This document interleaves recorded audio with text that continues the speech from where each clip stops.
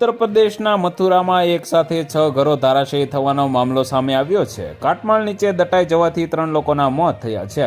તે જ સમયે ઘણા લોકો હજુ પણ કાટમાળ નીચે દટાયેલા હોવાનું કહેવાય છે। તેમને કાઢવા માટે બચાવ કામગીરી હાથ ધરવામાં આવી રહી છે।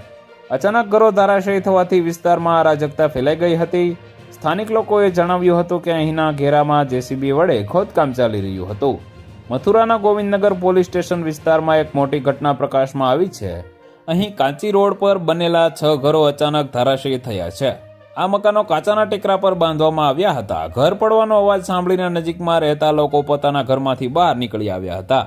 રવિવારે બપોરે 12 વાગ્યાની આસપાસ 6 મકાનો અચાનક ધરાશાયી થયા હતા। અત્યાર સુધીમાં 3 લોકોના મોત થયા છે। 4 લોકોને કાટમાળમાંથી બહાર કાઢવામાં આવ્યા છે। 10 થી 12 લોકો હજુ પણ દટાયેલા હોવાના સમાચાર છે। કાટમાળ નીચે દટાયેલા લોકોને બહાર કાઢવાનું કામ ચાલુ છે। તો વધુ માહિતી મેળવવા માટે ચેનલ સાથે જોડાયેલા રહો। વિડીયો પસંદ આવે તો લાઇક કરી દેજો। ચેનલમાં નવા છો તો સબસ્ક્રાઇબ કરી દેજો।